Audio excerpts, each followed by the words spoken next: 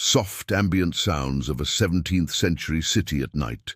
Distant dog barking, wind rustling. London, 1666. It's a city of timber and thatch, of narrow, winding streets packed tightly together. Imagine a labyrinth of wooden houses, their upper floors leaning so close you could almost shake hands with your neighbor across the alley. For years, the city had been warned. They called it a tinderbox, a powder keg just waiting for a spark. But on the night of September 1st, a Saturday, London slept, blissfully unaware that its world was about to change forever. The air was dry after a long, hot summer. A strong easterly wind began to pick up, whispering through the eaves. All was quiet on Pudding Lane, a small street in the heart of the city. A sense of unease begins to build in the tone. In a small bakery owned by Thomas Farriner, the royal baker, the embers of the day's work still glowed. Around 1 in the morning on Sunday, September 2nd, a spark, just one tiny, insignificant spark, leaped from the dying fire.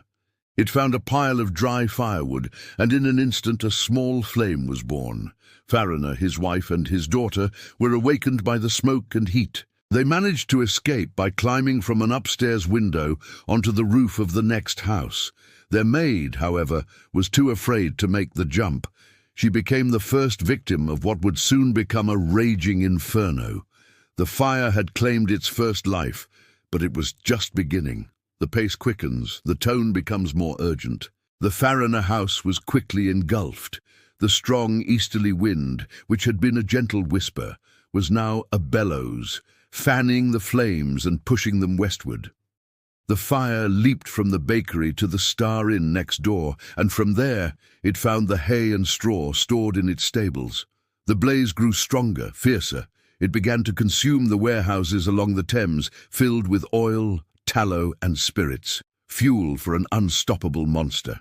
People woke to the smell of smoke and the terrifying glow in the sky. The Lord Mayor of London, Sir Thomas Bloodworth, was called to the scene. His response? Infamous. He dismissed it, saying, "Pish, a woman might piss it out." He went back to bed, a decision that would seal London's fate. The tone becomes dramatic and chaotic. By Sunday morning, panic had set in. The fire was no longer a local incident, it was a roaring, devouring beast. It created its own weather system, a firestorm with winds so powerful they pulled thatched roofs from houses and sent burning debris flying, starting new fires far ahead of the main blaze. The narrow streets became death traps. The sound was deafening, a constant roar of flames, the crash of collapsing buildings, and the screams of people desperately trying to save their families and belongings. The wooden houses, coated in flammable pitch, burned like matchsticks. The air grew thick with acrid smoke, making it impossible to see, impossible to breathe. People fled towards the river, their carts piled high with whatever they could grab. The Thames became a traffic jam of boats, all trying to escape the heat and smoke. The price of renting a cart skyrocketed from a few shillings to over £40, an absolute fortune. It was chaos. Families were separated.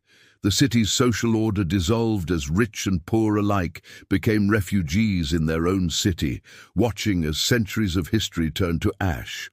The fire marched relentlessly. It consumed St. Paul's Cathedral, a magnificent stone structure thought to be fireproof. The lead roof melted and flowed like a river of silver down the streets. The great bells crashed to the ground. The heart of London was being ripped out. A shift in tone to determination and action. King Charles II and his brother, the Duke of York, finally took control. The Lord Mayor had failed, so they organized firefighting efforts themselves.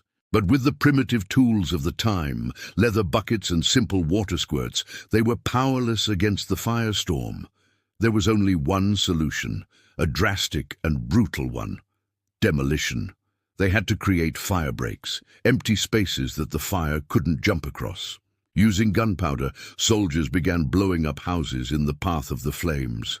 It was a desperate gamble, sacrificing parts of the city to save what was left. For days, the battle raged. Explosions rocked the city as Londoners fought fire with fire. The tone becomes somber, reflective. On Wednesday, September 5th, the wind finally died down. The fire breaks began to work. The monster, starved of fuel, began to weaken. By Thursday, the Great Fire of London was finally extinguished. But the city it left behind was a ruin. 4/5 of London was gone. Over 13,000 houses, 87 churches, and countless public buildings were destroyed. The skyline was a jagged silhouette of blackened walls and smoking debris. Miraculously, the official death toll was low, recorded as only a handful of people. But this number is widely disputed. It doesn't account for the poor, the elderly, or those whose bodies were simply incinerated by the intense heat, leaving no trace. The true human cost was likely much, much higher. The city was a ghost town, its people scattered in makeshift camps in the fields outside the walls. The tone shifts to one of hope and rebuilding. But this is not just a story of destruction, it's a story of resilience. From the ashes, a new London was born. The rebuilding was a monumental task. Visionaries like Christopher Wren proposed grand new city plans with wide avenues and piazzas. While many of these ambitious designs were never fully realized due to property disputes, the new London was fundamentally different. It was built of brick and stone, not wood. Streets were widened. New building regulations were put in place to prevent such a disaster from ever happening again.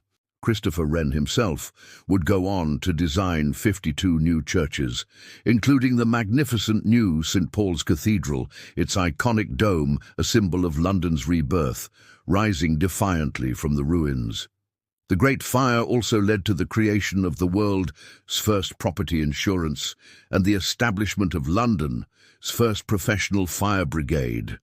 The disaster, as terrible as it was, forced the city to modernize, to become safer, and ultimately stronger.